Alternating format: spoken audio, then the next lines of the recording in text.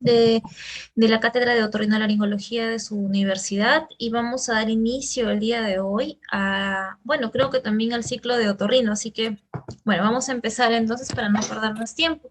El día de hoy la clase básicamente es hablar acerca de otitis externa y media. Sin embargo, para poder hablar de otitis externa y media, pues tenemos que conocer parte de la anatomía, un poco de embriología y así algunos también ayudas, medios de ayuda diagnóstica. Me imagino que algunos conceptos van a ser reforzados también durante los grupos de práctica. Así que bueno, vamos a dando inicio ya sin más preámbulo a esta patología. Entonces, dos patologías vamos a revisar el día de hoy, que son la otitis externa y la otitis media.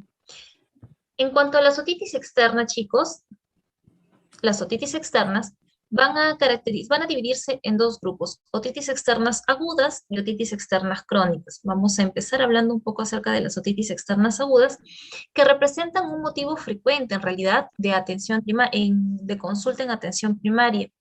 Esta patología va a ser vista tanto si ustedes son médicos de medicina familiar, si son pediatras, si son otorrinolaringólogos, si tienen de pronto algún familiar, y está caracterizada por una inflamación del conducto auditivo externo y del pabellón auricular. Pero lo que debemos siempre recordar, chicos, es que no toda inflamación es sinónimo de infección. Obviamente, casi todas las infecciones producen un cuadro inflamatorio. Entonces, pero en esta patología, especialmente, bueno, sí tenemos que una de las principales causas es la causa infecciosa. Vamos a ver una inflamación a nivel del canal auditivo externo, del oído externo y del trago. ¿Cómo diferenciamos nosotros? Marcia, por favor, ¿podrías apagar tu micro? ¿Cómo podríamos nosotros diferenciar en cuanto una otitis sea aguda o sea crónica? Será aguda en la medida que tenga menos de 6 semanas de evolución del paciente y será una otitis externa crónica si tiene de 3 a más semanas. ¿Cuál es el punto entonces de corte entre una otitis externa, por ejemplo, y una otitis media? ¿No? La membrana timpánica. Entonces, de aquí hacia afuera tendremos el conducto auditivo externo, el pabellón auricular, y ya ustedes estudiarán seguramente las partes del pabellón auricular y también importantísimo su origen embriológico. Acá nosotros tenemos al oído medio. El oído externo básicamente se encarga de recoger sonidos, mientras que el oído medio se va a encargar de llevar y de amplificar el sonido hacia, hacia la ventana oval. Y posteriormente este sonido, que inicialmente era algo que había una energía de tipo mecánica, se transforma en una energía hidráulica y finalmente pasa a través del nervio auditivo, va a transformarse ya en energía eléctrica y va a finalmente hacer esta la función del oído interno junto con ser un órgano muy importante y que participa en el equilibrio. En cuanto a la embriología, el pabellón auricular y el conducto auditivo externo derivan de unas estructuras que se llaman arcos faringeos. Entonces, nosotros vamos a tener algo así. Tenemos aquí el primer arco faringeo, tenemos el segundo arco faringeo. El espacio comprendido entre el primer y el segundo arco faringeo, es decir, este espacio, se llama hendidura faríngea. Bien, esta primera hendidura faríngea va a dar origen a este espacio que luego va a ser el conducto auditivo externo y que vamos a ver que este primero se forma un tapón meatal y luego se disagrega y va a dar origen a este conducto auditivo externo. Recordemos que la parte más externa del embrión está protegida por tejido ectodérmico. Esta parte más externa es la que va a dar origen al pabellón auricular. Por lo tanto, el pabellón auricular tiene estos montículos que podemos observar aquí que derivan tanto del primero como del segundo arco faríngeo. Luego tenemos acá, como dice, la membrana timpánica. Ahora, ¿qué pasa con la membrana timpánica? La membrana timpánica en realidad ya lo que es muy importante para el tema que ustedes van a revisar ya en el tema práctico, es que tiene tres capas. Tiene una capa que viene de este tejido ectodérmico que les estaba haciendo mención, pero ¿qué pasa por aquí? Por esta zona nosotros vamos a tener la aparición de una bolsa, que es la primera bolsa faríngea. Esta primera bolsa faríngea, en su porción más cefálica, va a dar origen a la caja del tímpano, mientras que en su porción distal va a dar origen a la trompa de Eustaquio, que va a permitir la comunicación del futuro oído con la nariz. Bien, esta parte cefálica, en esta porción más lateral, va a dar origen a la capa más interna de la membrana timpánica. Y en el centro tendremos nosotros tejido mesenquimatoso. Por lo tanto, finalmente, la membrana timpánica tiene tres capas. Una capa que es de tejido ectodérmico, una capa de tejido mesodérmico y una capa de tejido endodérmico. Ojo, que esta característica solamente se va a dar a nivel de la membrana timpánica en su pars tensa, ¿ya? Y es importante que recuerden que esta parte, que es la parte correspondiente a la pars flácida, solamente tiene dos de estas capas, una capa de tejido ectodérmico y una capa de tejido endodérmico. ¿Por qué les hago mención a todo esto? Porque les va a servir más adelante para poder entender algunas consideraciones anatómicas y consideraciones fisiológicas también. Y vamos a ver que esta parte que es tan importante, también que les estoy mencionando, que tiene solamente dos capas, nos va a servir para entender un poquito de las otitis media crónicas de tipo colesteatomatosas. Entonces, continuando, la oreja o pabellón auricular va a estar conformada o va a tener su origen en 6 proliferaciones mesenquimatosas, que acá las podemos ver, que derivan del primer y segundo arco faríngeo. En cuanto al oído medio, acá está un poquito lo que les estaba explicando. Tenemos a esta estructura, que es la primera bolsa faríngea, que va a dar origen, como les mencionaba, o seno tubo timpánico, que va a dar, en la porción cefálica va a dar origen a eh, al oído medio y a la mastoides, mientras que su porción distal va a dar origen a la trompa de Eustaquio. Acá vemos este tapón epidérmico y que luego va a sufrir un proceso de apoptosis y hace que el conducto auditivo permanezca permeable. Doctora, pero ¿qué pasa cuando algunos niñitos, por ejemplo, tienen esas orejitas chiquititas y no tienen conducto auditivo externo? Bueno, muy probablemente lo que haya fallado allí es la apoptosis de estas células de este tapón meatal. Y en ese caso, por ejemplo, podemos tener a un niño con microtia o de los distintos grados asociado o no a agenesia del conducto auditivo externo. Bien. ¿Y por qué también les he hecho tanta mención a esta parte de la embriología? Porque les va a servir a ustedes para que en algún momento cuando tengan que dar algún examen, recuerden un poco que su profesora sí se los mencionó y que tenemos aquí que van a haber estructuras que van a derivar del ectodermo, por ejemplo también, y ya que ya lo hemos estado mencionando y que ustedes ya pueden sacar sus conclusiones, el conducto auditivo externo, la capa exterior de la membrana timpánica y la porción celular del oído interno. Entonces, de esta parte vamos a nosotros a ver cómo de esta parte que es del ectodermo se va a desprender una pequeña vesícula, que es una pequeña vesícula de tejido neuroectodérmico que va a dar origen a las células, a las células del oído interno, a la porción celular, ¿no? Aquellas células que van a ser las encargadas de recibir el sonido y más adelante de transmitirlo ya por conducción nerviosa. El mesodermo va a dar origen sobre todo al cartílago del pabellón auricular. Por ejemplo, el día de ayer tuvimos en el hospital la biopsia de una paciente con pericondritis recidivante. Entonces, siendo esta una enfermedad del sistema conectivo del colágeno, puede afectar en este caso, por ejemplo, el pabellón auricular. Y lo que nosotros vamos a observar es que el lóbulo de la oreja va a estar respetado. ¿Por qué? Porque en esa zona nosotros no tenemos cartílago.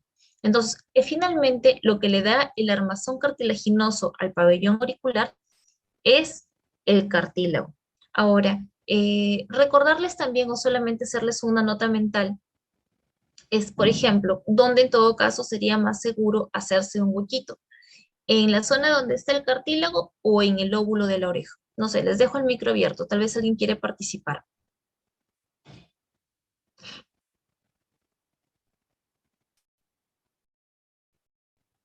¿Alguien? ¿Alguien ha visto, por ejemplo, estas hojitas que se llaman hojas, orejitas de coliflor? Cuando, por ejemplo, un boxeador tiene un traumatismo. Bien, entonces, en este caso, chicos, si nosotros alteramos la irrigación del cartílago, que se irriga básicamente por difusión, alteraríamos nosotros este proceso y por lo tanto el paciente, por ejemplo, podría tener una pericondritis y por lo tanto el paciente incluso puede tener una deformidad, por ejemplo, como los boxeadores, que era lo que les estaba haciendo mención. Ahora, respecto, por ejemplo, al piercing, pues será más seguro ponérselo a nivel del lóbulo que a nivel del cartílago. Hemos tenido pacientes a los que incluso han quedado no pocas, pacientes jóvenes con diabetes mellitus tipo 1, que incluso han perdido el pabellón auricular, o se les queda así porque todo el cartílago se necrosa y queda como una telita suelta, ¿no? Como una orejita de perrito. Entonces, hay que tener mucho cuidado con la manipulación del pabellón auricular, especialmente de la zona que tiene cartílago, y evitar también los golpes a ese nivel, porque como les digo, se puede producir una orejita en coliflor. Otra parte que, bueno, que tiene su origen en tejido mesodérmico es la capa media de la membrana timpánica, la cadena osicular. Esto va a tener su origen tanto de estructuras que van a derivar del primero y del segundo arco faríngeo. Y en cuanto al tejido endodérmico, básicamente es el epitelio que va a revestir la caja timpánica y que está conformado también sobre todo por mucosa, ¿no? Y la mucosa se llama mucosa porque produce moco. Entonces, eso es importante que lo recordemos y que recuerden que el origen embriológico es muy importante para tener en consideración algunas cuestiones de tipo anatómica y fisiológicas. Acá tenemos el pabellón auricular. Esto es algo que también es bastante importante. Miren ustedes, en la porción cefálica, acuérdense que el primer arco faríngeo es inervado básicamente por, ¿alguien se acuerda en la parte sensitiva? Por el trigémino. Mientras que podemos ver que el facial, ¿no? Que es el séptimo par craneal, va a inervar también la porción media. ¿Y por qué les hago hincapié en esto, chicos? Porque van a haber patologías que alteran el nervio facial, por ejemplo, el síndrome de Ramsay-Hunt, en donde el paciente va a presentar una serie de vesículas a nivel de la concha auricular. Esta zona se denomina concha auricular. Entonces, obviamente es porque tiene relación con el nervio facial. El nervio facial, ya ustedes deben saberlo, no cumple funciones netamente motoras, también cumple funciones sensitivas. Obviamente da la motricidad para el tema de la mímica, pero también tiene otras funciones, dentro de las cuales está, por ejemplo, la función gustativa de los 2/3 anteriores de la lengua. Y si el paciente, por ejemplo, que están inervadas por el nervio de la rama de la cuerda del tímpano, ¿no? Y que utiliza el nervio lingual para llegar a la lengua, el paciente, por ejemplo, con un síndrome de Ramsay-Hunt, que está dado por el virus del herpes zóster, podría también tener vesículas a ese nivel, a la par que tiene vesículas en la concha auricular. ¿Por qué les hago mención a esto? Porque estamos ahí estudiando un poquito del nervio facial. Y bueno, otro nervio no menos importante es el C3 y el C2 a nivel cervical, que también da inervación de tipo sensitiva a esa zona del pabellón auricular. En cuanto al conducto auditivo externo, pues hablaríamos muchísimo, ¿no? El conducto auditivo externo podemos dividirlo en 3 tercios, siendo el tercio externo, si ustedes revisan en los varones, tal vez sus papis, sus abuelitos, van a observar que la parte del tercio externo es la que tiene los folículos pilosos, y por lo tanto estos folículos pilosos algunas veces sirven como un poquito como un obstáculo para el drenaje adecuado del cerumen. Les hago mención a esto, chicos, porque esto van a ver que nos va a servir más adelante como parte para entender un poquito las otitis externas. Y luego tenemos los 2 tercios internos.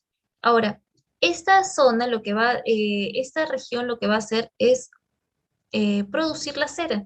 El cerumen cumple una función de tipo protectora, básicamente. Va a permitir atrapar microorganismos o noxas del medio ambiente. Y entonces cuando a veces me dicen, doctora, ¿es necesario que me esté limpiando la oreja? Pues la respuesta es no, porque las células tienen unos pelitos que se llaman cilios, ¿no? Que permiten que normalmente la cera sea llevada hacia afuera. Obviamente, algunas personas tienen algunas variaciones anatómicas dentro de los límites de la normalidad que estancan un poquito esa salida. Por ejemplo, también algunos conductos, por ejemplo, lo que yo he visto es que tienen acá como una pequeña hendidura y luego salen, y a veces el cerumen se queda aquí atoradito.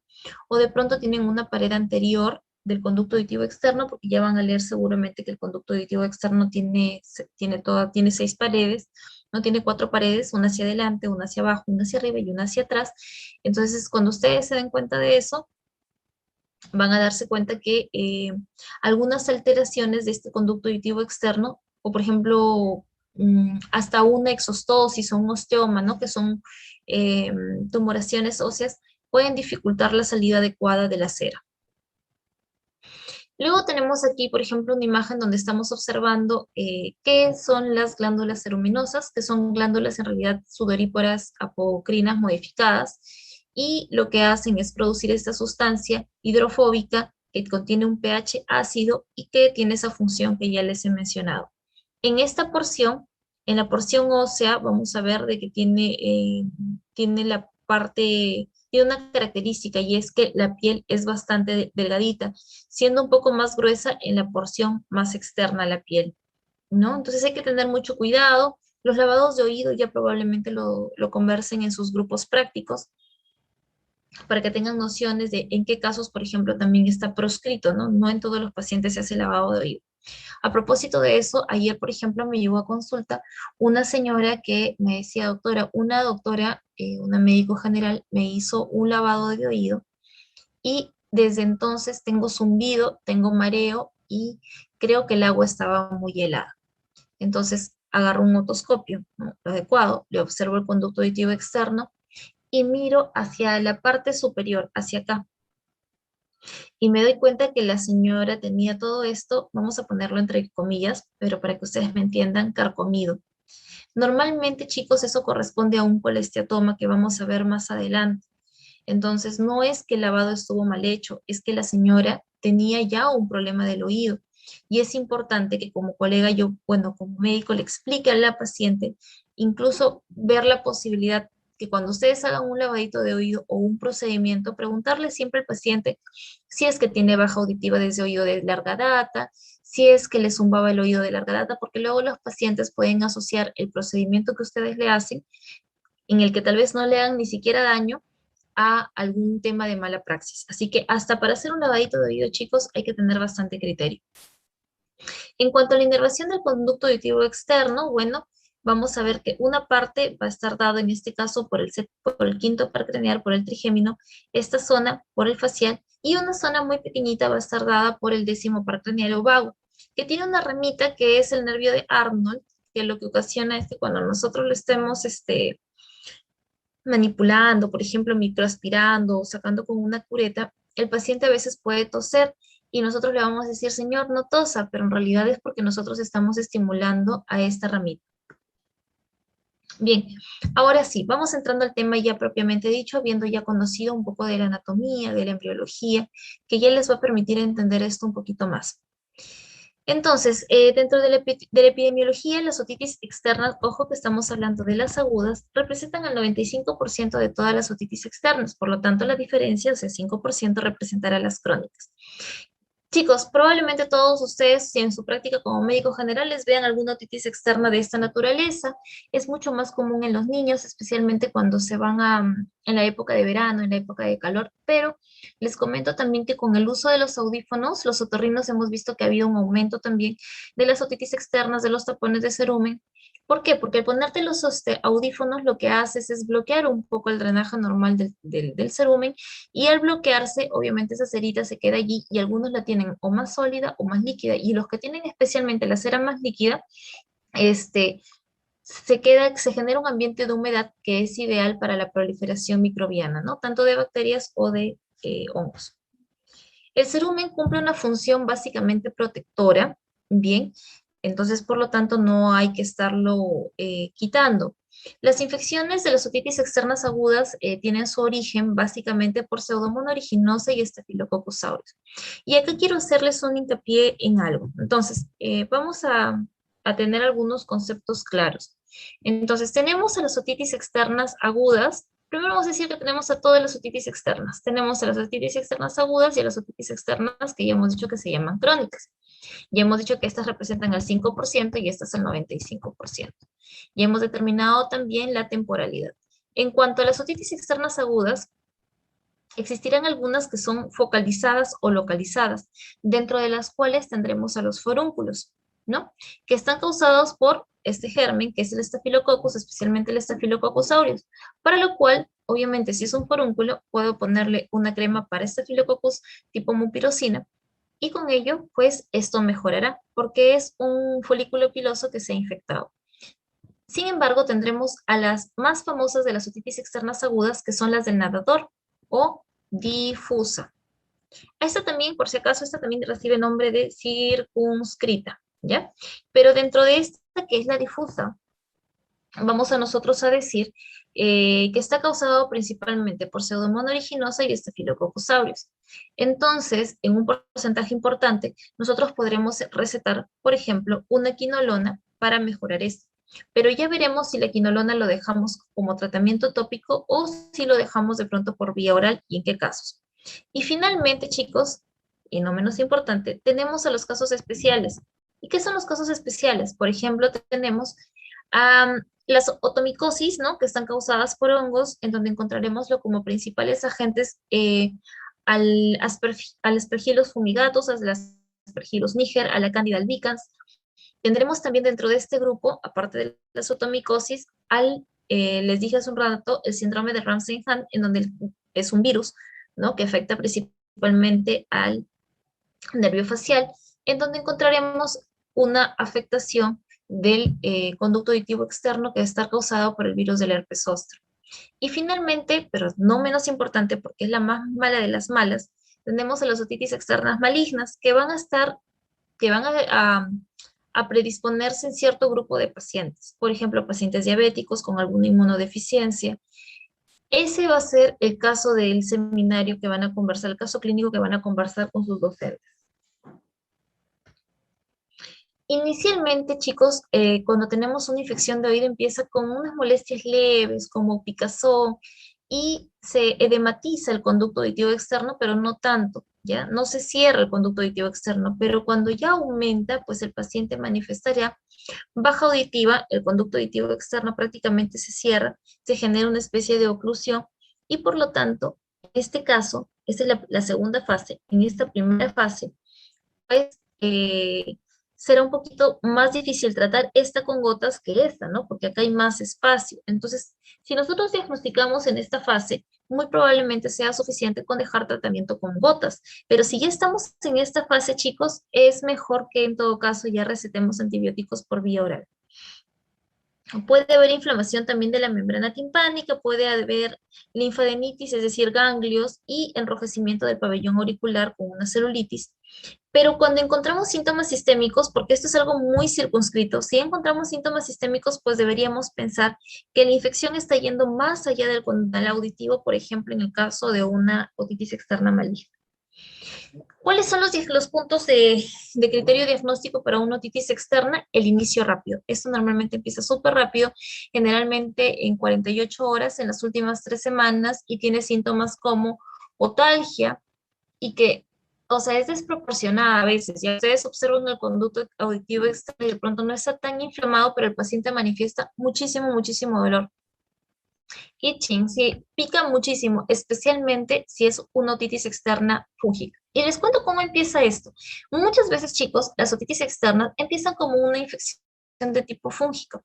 El oído pica y el paciente cuando algo le pica, pues procede a rascarse. Y al rascarse, ya hemos mencionado que la capa de piel de la zona más externa igual es muy finita, mide 1 milímetro, y de la zona más interna, de estos 2/3 internos, mide 0,2 milímetros. Por lo tanto, el sacarse la cera, el levantarse la piel, genera una translocación bacteriana y el paciente pasa de tener una otitis externa de tipo fúngica u otomicosis a tener una otitis externa difusa, ¿no? Porque ya hemos dicho que la circunscrita es la que está causada por el forúnculo. En este caso, chicos, el paciente empieza con muchísimo dolor y ya casi no le pica porque pasa a ser una infección más de tipo bacteriana con algún componente fúngico. Hay un signo característico que es el signo del trago positivo, que incluso ustedes lo van a leer, que es que cuando tocamos el trago, al paciente le genera muchísimo, muchísimo dolor. Y que en algunos casos, por ejemplo, cuando nosotros tenemos una otitis media aguda en fase supurativa, podría incluso esta confundirse, chicos, con una otitis externa con muchísima otorrea. Por lo tanto, pero en un paciente con otitis media, pues no le dolerá cuando le tocamos el trago. Esa es una forma como que muy sencillita de poder diferenciar una otitis externa aguda de una otitis media en fase supurada. Vamos a observar edema del canal, eritema o a veces ambos y todo lo anteriormente descrito. Doctora, ¿y en qué caso pido cultivo? Bueno, en los casos no complicados, no. Es decir, si tienen un niño que es su primera visita, que estuvo en la piscina y que viene con edema de conducto auditivo, la verdad no. Si es un caso ya de una persona que viene varias veces por lo mismo, ya podemos pedir un cultivo. Si es un paciente con inmunodepresión, también. Si ha estado utilizando frecuentemente antibióticos tópicos, también. Pero en una otitis externa maligna, chicos, siempre debemos pedir y esta es una de las respuestas al caso clínico, ¿qué examen de ayuda diagnóstica deberemos pedirle a este paciente en el caso de una otitis externa maligna? Un cultivo. Y les decía, a veces parece sencillo diferenciar una otitis externa aguda de diferenciarla de una otitis media aguda. ¿Cómo lo hacemos? Pues nos apoyamos en dos instrumentos diagnósticos que seguramente también van a repasar. Uno es un otoscopio y esta de acá, parte de acá, se llama perilla de Politzer. ¿Qué sirve? ¿Para qué sirve esto, chicos? Bien, el otoscopio será ingresado en el conducto auditivo externo. Ustedes estarán mirando con sus ojitos por acá, a ese ojito, estarán mirando a través de este espacio, y lo que van a hacer con la perilla es inflar y desinflar y van a ver si el tímpano se mueve. Si el tímpano se mueve, quiere decir que no hay compromiso de la caja media y por lo tanto es una otitis externa, porque si es una otitis media, habrá compromiso de la caja media y por lo tanto el tímpano no va a tener esa movilidad. ¿Y para qué sirve una timpanometría? Una timpanometría, chicos, es un examen de ayuda diagnóstica que nos sirve para ver si el tímpano se está moviendo. Si el tímpano se mueve, como en este caso, que nos ponen ahí, por ejemplo, una curva tipo A, que es este tipo de curva, en donde el centro se encuentra en el punto cero, el aire viene, choca con la membrana timpánica y se regresa. Esa es una curva tipo A. En este caso tenemos una timpanometría de este tipo y por lo tanto el paciente no tendrá contenido en la caja del tímpano y por lo tanto si el paciente tiene una curva tipo A, quiere decir que es una otitis externa. Acá les voy a poner un ejemplo de una otoscopía neumática.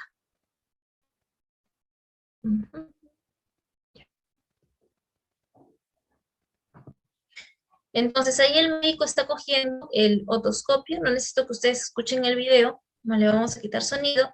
Allí tiene una perilla de Politzer, va a ponerle un poco de tape en la punta del otoscopio para volverlo lo más, ¿cómo se puede decir?, hermético posible al apoyarlo sobre el conducto auditivo externo.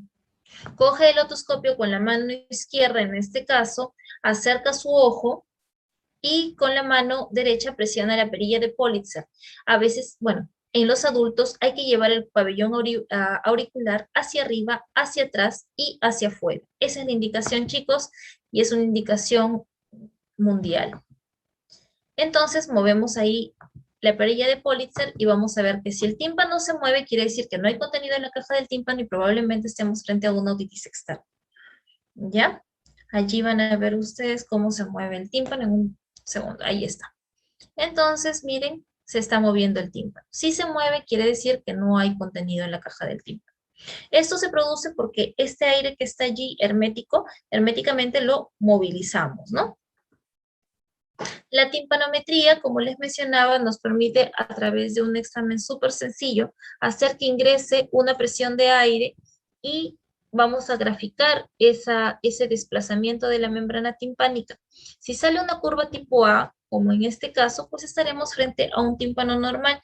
Si sale una curva de tipo B, como en esta imagen, en donde observamos que hay líquido en la caja del tímpano, en este caso, chicos, nos saldrá una curva tipo B. ¿Qué quiere decir esto? Que el aire está ingresando, está tratando de mover el tímpano, pero no puede. ¿Por qué? Porque dentro de la caja del tímpano, que es literal una caja, encuentra una resistencia.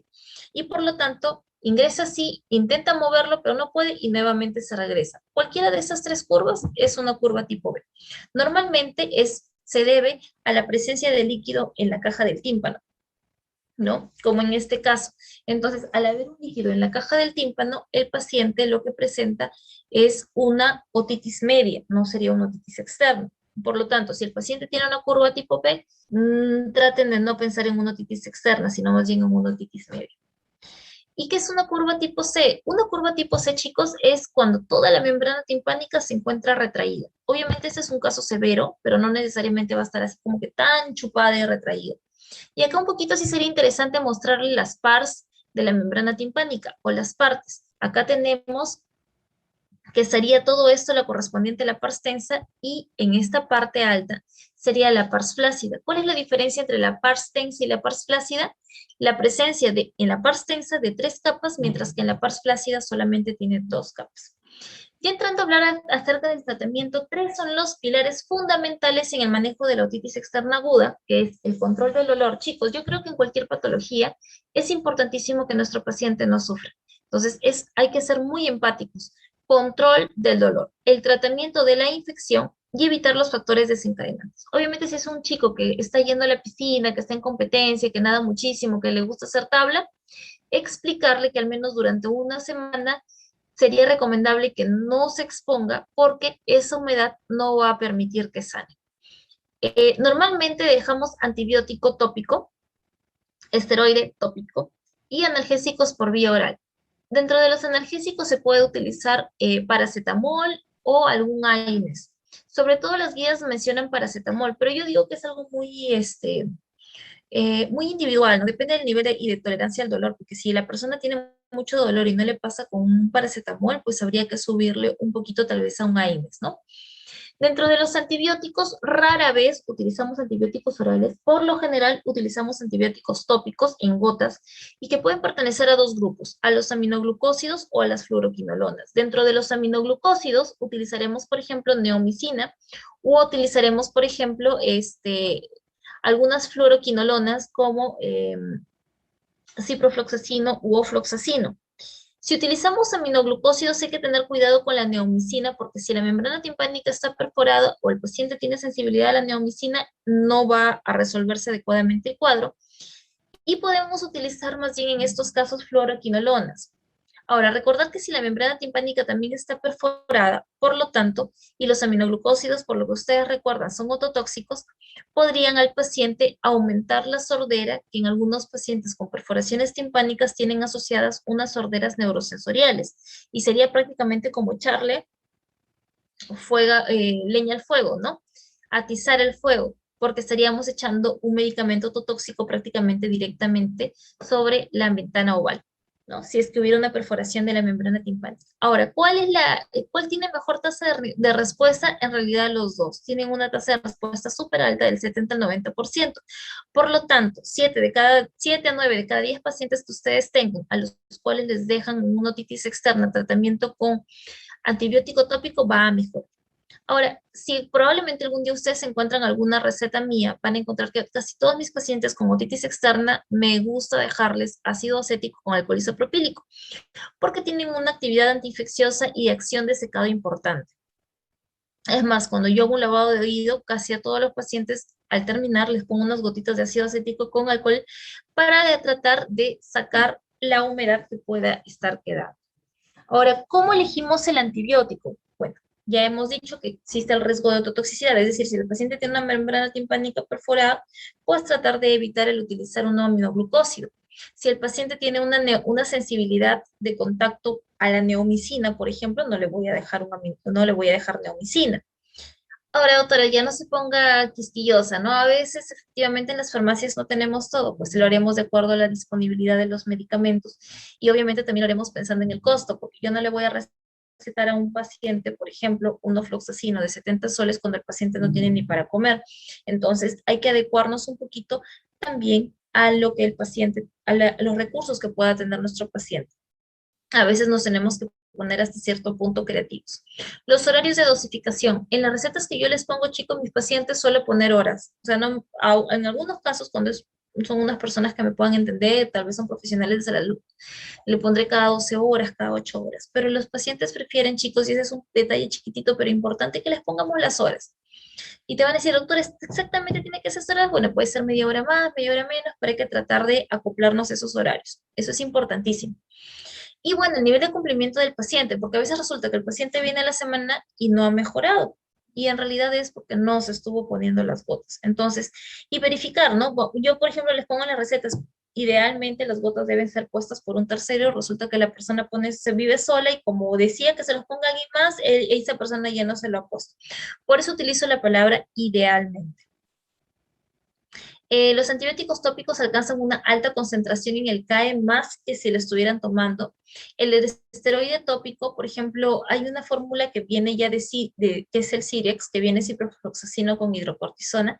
Lo que sana al paciente o lo que disminuye las molestias inicialmente al paciente no es el antibiótico, es el corticoide tópico. Y alivia la otorrea y alivia también el dolor. ¿Cuánto tiempo tienen que usar las gotas, chicos? Más o menos de 7 a 10 días. Si el día 14 no hay remisión, se considerará un fracaso y tendremos que evaluar nuestra estrategia terapéutica. Ahora, como les dije, ¿no? La autoadministración es incorrecta en un porcentaje muy alto, lo cual lleva también a fracaso del tratamiento. Entonces, a veces resulta que esos datitos no los evaluamos y el paciente termina mal. Ahora, dentro de la parte del tratamiento, también es importante realizar la limpieza auditiva mediante succión suave. Doctora, entre succionar suave o de pronto irrigar, bueno chicos, lo ideal en realidad es la succión suave, porque la irrigación debemos estar seguros que la membrana timpánica esté intacta. Y muchas veces nos queda la duda, porque hay tanta secreción que es un poquito difícil saber. O de pronto también a veces utilizamos con una pincita, vamos un poco como que, entre comillas, trapeando, es decir, limpiando las secreciones que hay en el conducto auditivo externo. Acá tienen un video de un colega en el cual está realizando una microaspiración del oído guiada por endoscopía. En una mano sostenemos el endoscopio y con otra, con un microaspirador, vamos sacando todas las secreciones que el paciente. Eso, por ejemplo, parece una otitis externa mixta, pero más que nada de tipo fúngica. Así, chicos, se ven las bolas fúngicas, la cándida y el aspergillus, y a veces están mezcladitos el aspergillus fumigatus con la cándida albicans. Y es importante sacar esa bola fúngica para que pueda hacer efecto las gotitas.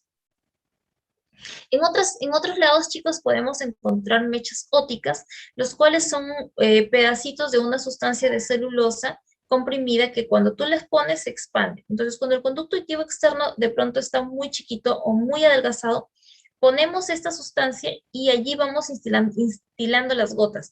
Y una vez que pasan 2 días, chicos, el conducto auditivo externo se abre y procedemos a sacar esa mechita y el paciente por lo general ha mejorado. Eso se llama merocel. En cuanto al dolor, como les dije, generalmente las guías nos mencionan al paracetamol e ibuprofeno y lo que les mencionaba, ¿no? El antibiótico tópico al adicionarle corticoide genera un alivio del dolor importante, una disminución importante del edema y el paciente más o menos a las 48 horas ya está sin dolor. Si el paciente no ha mejorado del dolor, pues sería conveniente que regrese, porque normalmente a las 48 horas ya debería haber mejorado. Ahora, tenemos que evitar aquellas gotas óticas que contienen benzocaína porque pueden enmascarar, como es no es un analgésico, sino un anestésico, pueden enmascarar la progresión del dolor y en algunos pueden producir dermatitis de contacto. ¿Para quiénes vamos a guardar los antibióticos sistémicos, no? Aquellas cuando encontremos, por ejemplo, pacientes con una celulitis circundante, en diabetes no controlada, en inmunodeprimidos, cuando han recibido radiación de la cabeza o cuando tienen edema de canal que limita la penetración de los antibióticos tópicos. Pensar también en que, por ejemplo, si nosotros estamos sospechando de una pseudomonas aeruginosa y le dejamos amoxicilina, pues no le va a hacer efecto. Entonces, tratar también de, en cuanto a nuestra sospecha, pues empezar el tratamiento adecuado. En ese caso, podríamos dejar una quinolona tipo ciprofloxacino o levofloxacino. Evitar los factores precipitantes, ¿no? Como les decía, que siga habiendo aquel factor que le llevó a enfermarse, ¿no? Ah, bueno. Estas son las presentaciones de los medicamentos que pueden tener nuestros pacientitos, dentro de los cuales yo les mencionaba el ácido acético. Yo particularmente receto el ácido acético asociado al alcohol isopropílico, me va súper, súper bien. Y le dejo al paciente que incluso después de que ya pasó el cuadro agudo, ¿no? Se siga poniendo unas semanas más para ayudar a que el conducto auditivo externo se mantenga seco. Luego tenemos el ciprofloxacino con el hidrocortisona, ciprofloxacino con dexametasona y el famoso ufloxacino. Y todos estos chicos son muy, muy importantes, ¿ya? La prevención, evitar los factores predisponentes, evitar, bueno, los nadadores, evitar fuentes de traumatismo del oído y no manipularse. Algo que siempre les pongo a los pacientes también es no manipularse y decirles, no te metas hisopo, palito, llave, de fósforo, de todo se mete la gente a la oreja y eso termina, si no, empeorando. Dentro de las complicaciones, chicos, tendremos la celulitis auricular, es decir, el enrojecimiento, lo que les mencionaba a un inicio, las pericondritis o las condritis, y la infección incluso en algunos casos se puede perpetuar y volverse crónica, ¿no? Tener en cuenta la otitis externa maligna que ya les hice mención y que es motivo de la clase que ustedes hagan en el práctico. Y en este caso lo que se origina es una necrosis masiva, habiendo ahí una complicación súper, súper grave. Recordemos, por ejemplo, La parte superior de la caja del tímpano corresponde a la base de cráneo, chicos. Tenemos estructuras súper cerquitas, la arteria carótida, tenemos también el nervio facial, entonces obviamente pueden haber complicaciones muy importantes. Está causada la otitis externa maligna por pseudomonas aeruginosa, va a afectar a ancianos diabéticos inmunodeprimidos, tiene estas complicaciones, como les mencionaba, meningitis, trombosis del seno dural, abscesos craneales, parálisis de los pares craneales. El paciente va a estar terrible, tampoco va a poder abrir la boca, va a tener trismo. ¿Qué hacemos en estos casos? Tratamiento endovenoso, cubra según cultivo, pero inicialmente pues que cubra pseudomonas aeruginosa. Pediremos también una tomografía, resonancia magnética, velocidad de segmentación globular y como les mencionaba, una de las principales indicaciones para siempre pedir cultivo es la sospecha de una otitis externa maligna. Acá, por ejemplo, chicos, tenemos una mezcla de cera con una otitis de tipo fúngica. Acá más, miren, acá tenemos una bolita de Aspergillus fumigato, perdón, Aspergillus niger, acá. Y finalmente, bueno, tenemos a las otitis externas crónicas que representan solamente el 5%. Ahora, para no hacerlo tan largo, ¿qué pasa con las otitis externas crónicas? Si bien es cierto, representan a un grupo no tan grande, lo que pasa con las otitis externas crónicas es que lo que pueden producir tenemos que buscar la causa subyacente. Por ejemplo, si el paciente presenta una psoriasis, probablemente la causa sea esa. Si el paciente presenta una dermatitis atópica, pues habrá que tratar esa patología. Entonces, se llama crónica cuando ya tiene más de 3 meses, buscar, por ejemplo, causas autoinmunes, clases alérgicas, el porcentaje es muy poquito. Lo que hace básicamente es picarle mucho, el paciente puede llegar por hipoacusia, por etalgia, y puede tener crisis, ¿no? O sea, si bien es cierto, como que siempre le pica, cada vez de pronto que se rasca, se causa una infección y así se perpetúa un círculo vicioso. Un porcentaje muy alto, miren, casi el 50% de los pacientes tienen afectaciones bilaterales y de vez en cuando pueden tener otitis externas agudas en el contexto de estas otitis externas crónicas.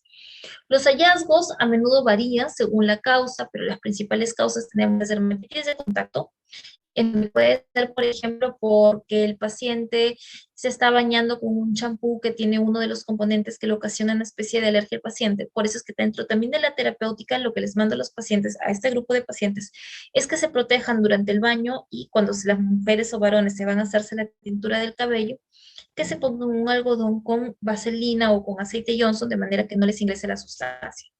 Tratar también las dermatitis seborreicas y porque estas ocasionan falta de cerumen y piel seca, escamosa y como les digo, a veces los pacientes sienten como que una, entre comillas, agüita sale del oído. Los síntomas y signos tienen que estar más allá de los 3 meses, hay que hacer un cultivo de bacterias y hongos, ya les mencioné, puede ser por alergias a la neomicina, al champú, detergentes, lacas, moldes para audífonos, todo eso puede producir este tipo de otitis externa. Y como se dan cuenta, no necesariamente, a diferencia del anterior, las otitis externas crónicas son de tipo bacteriana, viral, no, a veces son de contacto por patologías crónicas subyacentes como la psoriasis, por ejemplo, las granulomatosis de Wegener y la sarcoidosis. El tratamiento básicamente aquí es encontrar la causa raíz. Sin embargo, si ya, por ejemplo, sabemos que estamos frente a una dermatitis de contacto, pues podremos dejar una cremita de triamcinolona o una cremita de desoximetasona, ¿no? Incluso asociado o no a ciclo de cortito de esteroides orales. El tacrolimus tópico también se ha utilizado con éxito en las otitis no infecciosas. Pensar en que si estamos pensando en un problema de tipo bacteriano, utilizar también antibióticos tópicos. Y si estamos frente a una infección crónica por hongos, podríamos utilizar una cremita de clotrimazol al 1% o también vienen spray.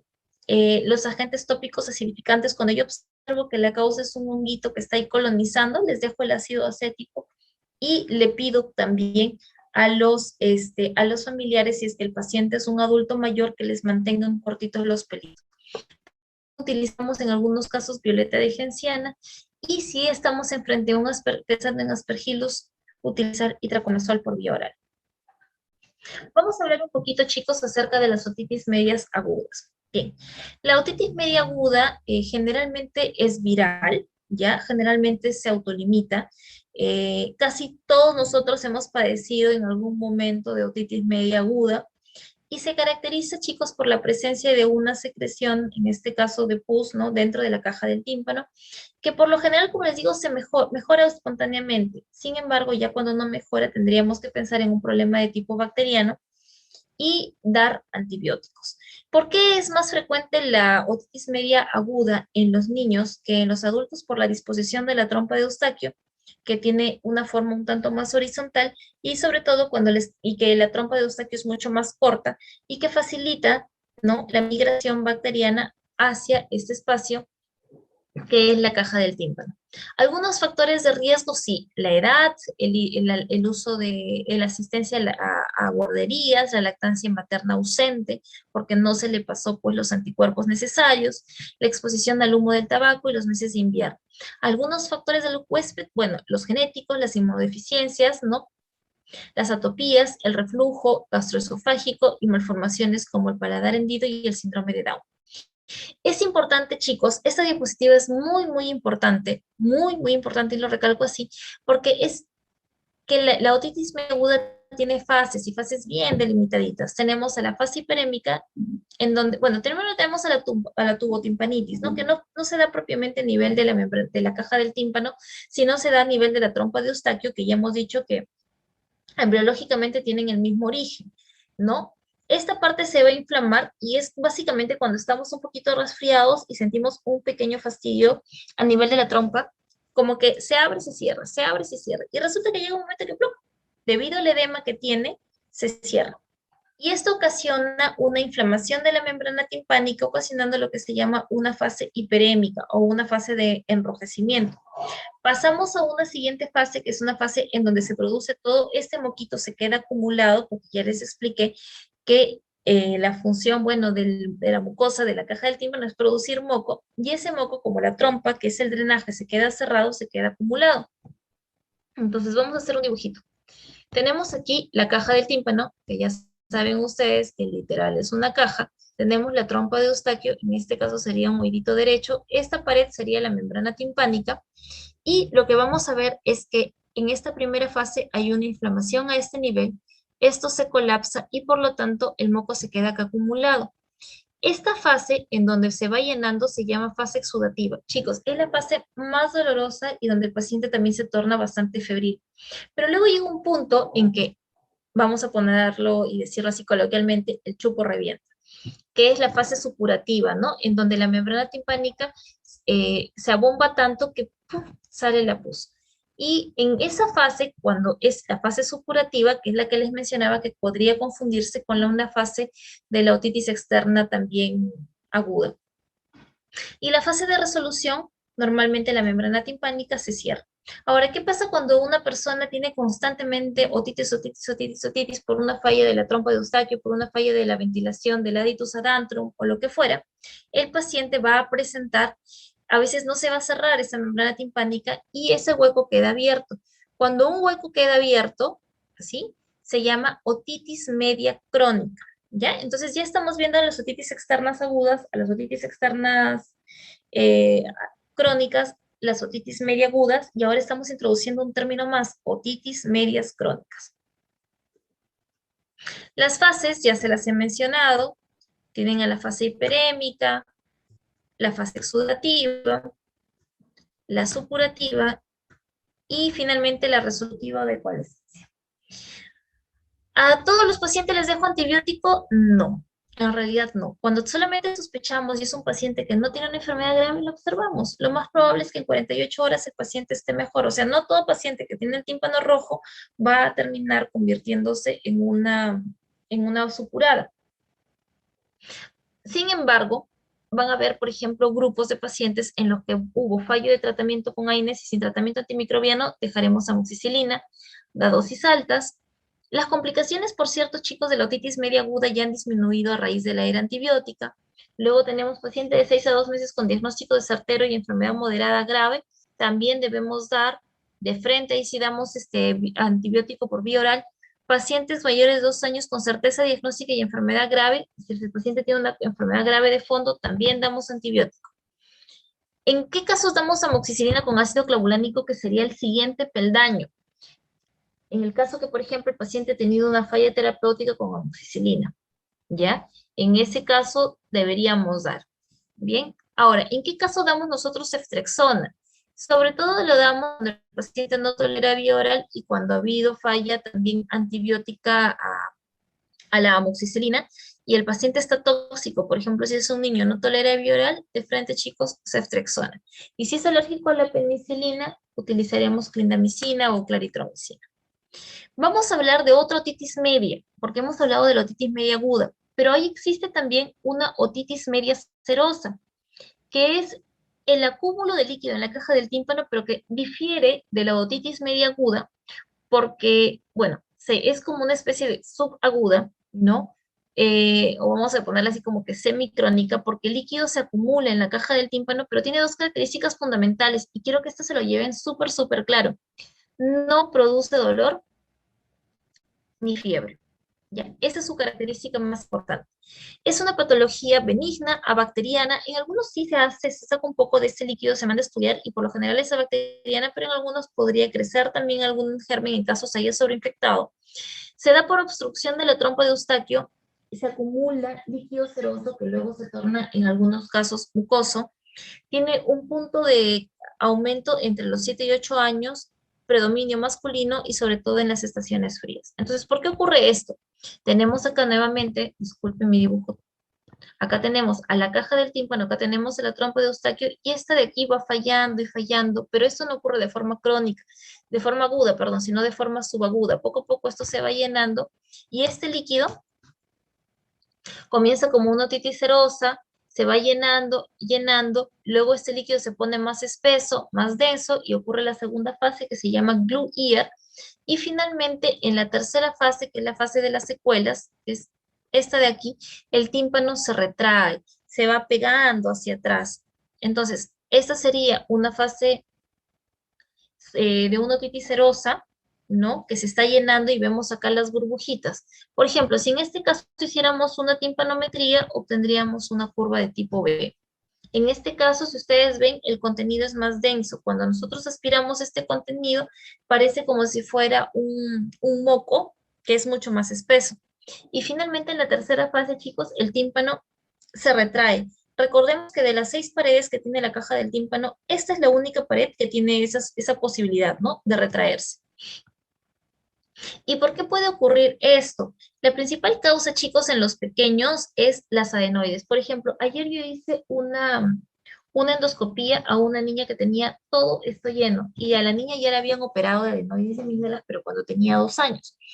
Y es súper alérgica, le han vuelto a crecer o no sé verdaderamente si le llegaron a sacar todo el adenoides o no, pero ayer esta que es la trompa de Eustaquio estaba totalmente tapada, toda esta región que se llama nasofaringe, cabofaringe, rinofaringe o epifaringe, son 4 nombres, estaba llena de estas vegetaciones. Estas son las famosas, chicos, adenoides, ¿ya? Que están en la parte posterior de la nariz. Es decir, si yo tengo acá mi naricita y esta naricita es algo así como una especie de túnel, ¿no?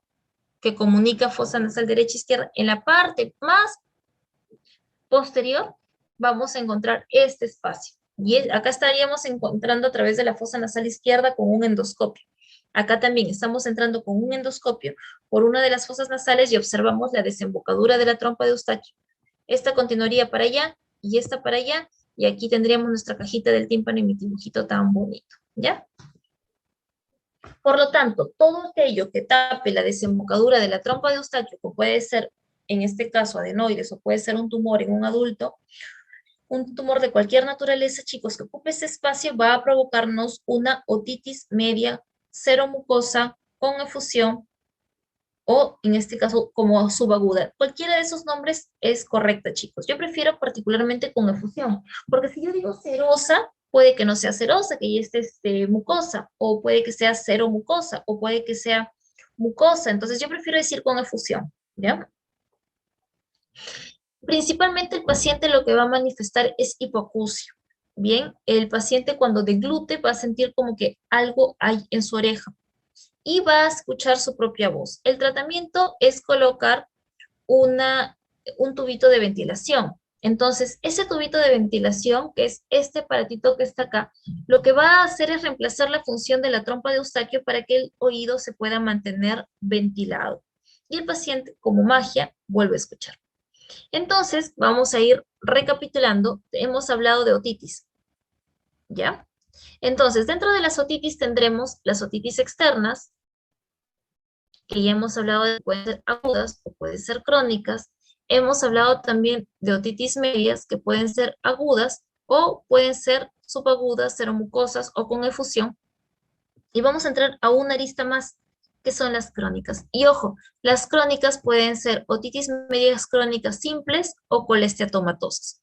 Simples cuando es simplemente, como les mencionaba hace un rato, producto de una perforación de la membrana timpánica, y colesteatomatosas cuando tenemos un tumor que se llama colesteatoma, que es el caso que les mencionaba de la señora esta que llegó por el lavado de oído y que nunca supo que tenía un colesteatoma, y ahora vamos a descubrir por qué. Entonces, no todas, ya les estoy más o menos dejando entrever que no todas las otitis medias crónicas tienen el mismo origen. Las simples son aquellas que son una perforación de la membrana timpánica. ¿Y eso en qué afecta? Pues si la membrana timpánica no está íntegra, va a haber hipoacusia. Y no solamente eso, sino que va a haber una comunicación entre el oído externo y el oído medio, lo cual puede favorecer infecciones de la caja del tímpano. Entonces, es ideal cerrar este huequito.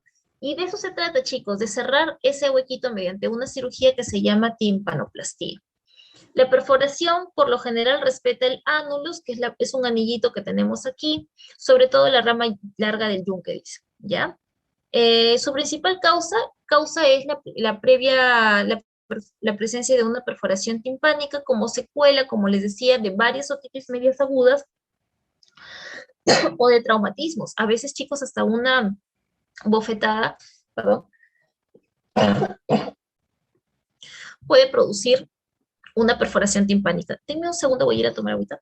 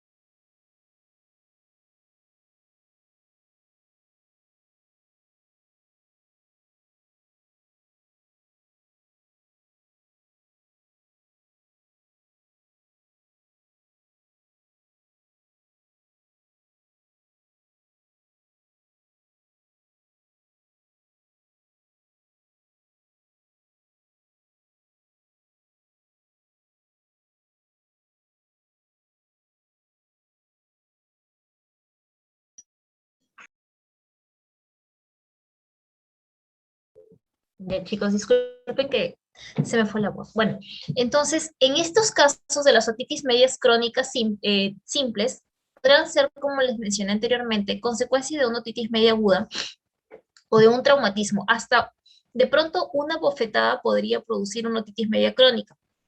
Y en el caso que haya alguna disfunción de la trompa de Eustaquio, el paciente podría presentar también una cronificación de este proceso.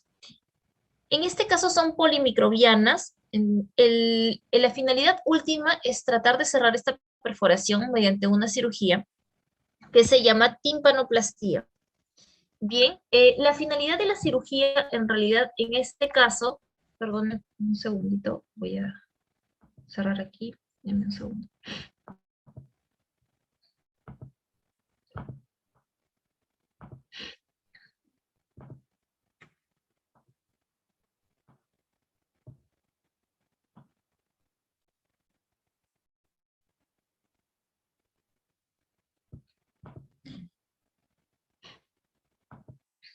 Bien, la finalidad aquí, chicos, es tratar básicamente de no, de cerrar esta perforación Pero para ello, el paciente tiene que tener al menos como mínimo 3 meses en los cuales no esté supurando.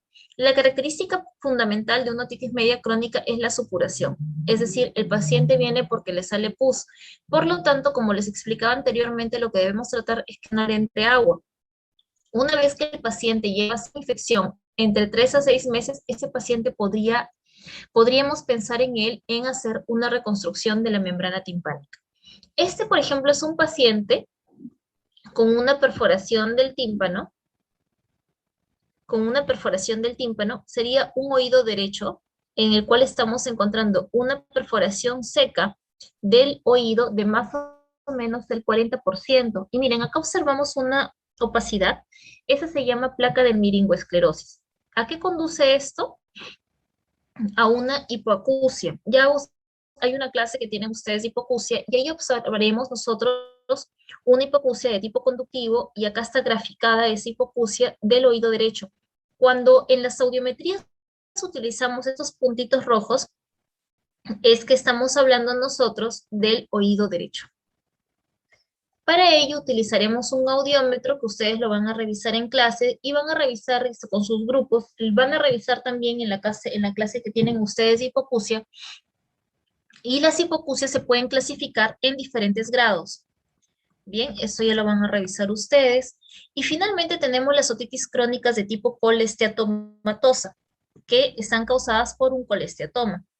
¿Es peligrosa? Sí, sí es peligrosa porque tiene un comportamiento no tanto agresivo, sino que comienza a invadir, a invadir, a invadir, a invadir.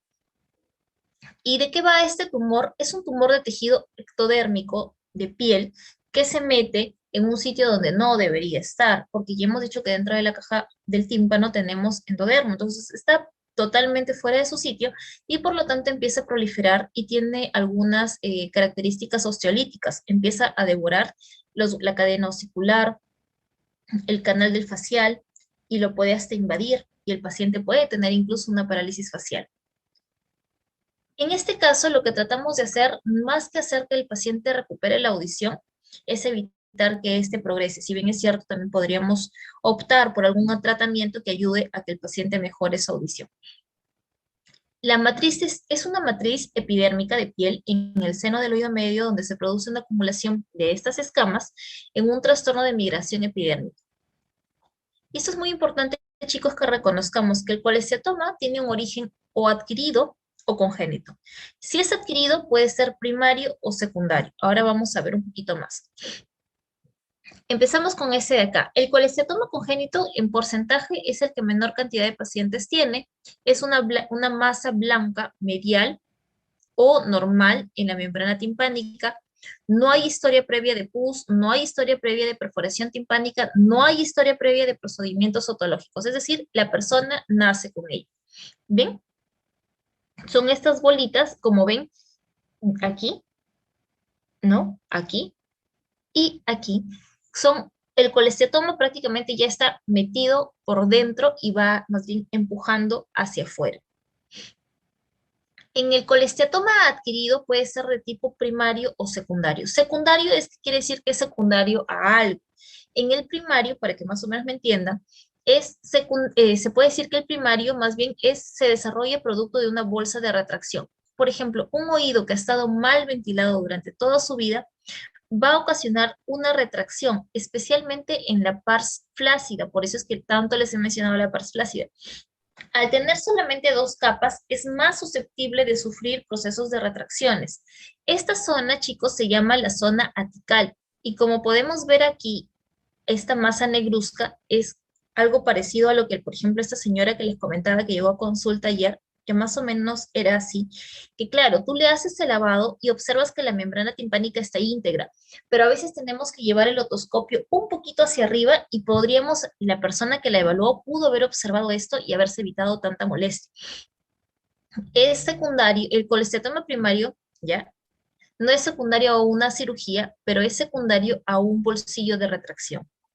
Mientras que el secundario se da porque esta paciente ha tenido un proceso de migración de las células producto o de una perforación timpánica o producto de que en la cirugía se quedó metido algo de piel dentro del conducto auditivo, dentro de la caja del tímpano. ¿Cómo realizamos el diagnóstico? Entonces tenemos tres, ¿ya? La colesteatomatosa, que finalmente puede ser de tres tipos, congénita o adquirida. Congénita, que es muy poquito, son estas bolsitas de piel con las que ya nace el paciente dentro de la caja, y adquirida, que puede ser primaria, es decir, es producto de estos bolsillos de retracción, sobre todo a nivel de la pars flácida, o puede ser secundaria, y si es secundaria, pues sería secundaria a cirugías o secundaria también a traumas. Eh, o incluso alguna perforación timpánica que facilitó la migración de estas células. Esos son los exámenes que haríamos. ¿Y por qué evaluamos la función vestibular y la función del nervio facial? Porque por allí pasa el nervio vestibular y por allí pasa el nervio facial. Entonces, en algunos casos pueden haber fístulas perilinfáticas. Entonces, cuando tenemos un paciente con colesteatoma, hay que estudiarlo bastante bien. A diferencia de las otitis medias crónicas simples, en donde no siempre pedimos tomografía, porque a veces es solamente un huequito, en este caso sí. A todos los pacientes se les pide tomografía y son muy importantes porque nos permiten establecer también el tratamiento quirúrgico y nuestra planificación quirúrgica, cuya finalidad, más que recuperar la audición, consiste en preservar la mayor cantidad de estructuras que se pueda y en sacar toda la matriz de colesteatoma. Bien, chicos, esto era lo que quería compartir con ustedes el día de hoy. No sé si tengan alguna consulta.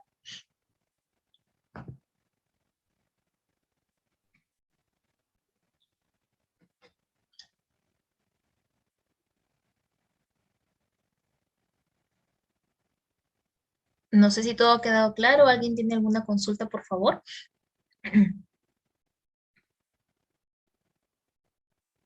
Mu- Muy bien. Entonces, como no hay ninguna consulta, ya me imagino que van a reunirse con sus profesores para poder llegar a algunos conceptos con ellos. Les agradezco muchísimo por su presencia. Que tengan una bonita tarde. Hasta luego, María. Muchas gracias, Gracias, doctora. Buena doctora. tarde. Nos vemos. Bonita tarde. Hasta luego.